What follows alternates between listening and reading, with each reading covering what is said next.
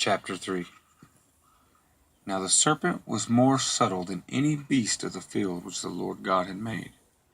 And he said unto the woman, Yea, hath God said, Ye shall not eat of every tree of the garden? And the woman said unto the serpent, We may eat of the fruit of the trees of the garden. But of the fruit of the tree which is in the midst of the garden, God hath said, Ye shall not eat of it, neither shall ye touch it, lest ye die.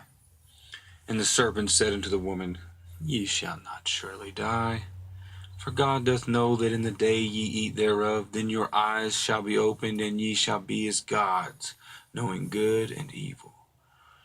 And when the woman saw that the tree was good for food, and that it was pleasant to the eyes, and a tree to be desired to make one wise, she took of the fruit thereof, and did eat, and gave also unto her husband with her, and he did eat. And the eyes of them both were opened, and they knew that they were naked. And they sewed fig leaves together, and made themselves aprons.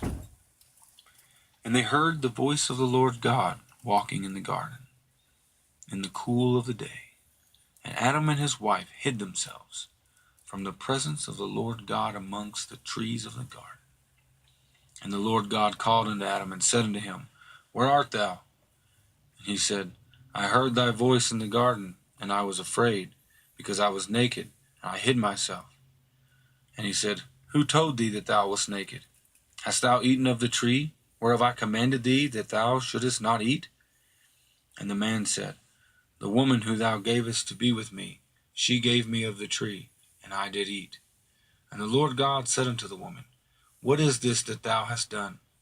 And the woman said, The serpent beguiled me, and I did eat. And the Lord God said unto the serpent, Because thou hast done this, thou art cursed above all cattle, and above every beast of the field.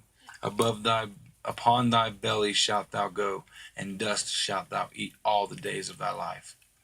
And I will put enmity between thee and the woman, and between thy seed and her seed.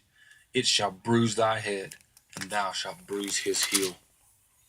Unto the woman he said, I will greatly multiply thy sorrow and thy conception.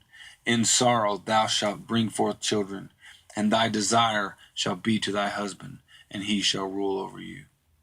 And unto Adam he said, Because thou hast hearkened unto the voice of thy wife, and eaten of the tree of which I commanded thee, saying, Thou shalt not eat of it. Cursed is the ground for thy sake. In sorrow shalt thou eat of it all the days of thy life. Thorns also and thistles shall it bring forth to thee, and thou shalt eat the herb of the field. In the sweat of thy face shalt thou eat bread, till thou return unto the ground. For out of it wast thou taken, for dust thou art, and unto dust shalt thou return. And Adam called his wife's name Eve, because she was the mother of all living.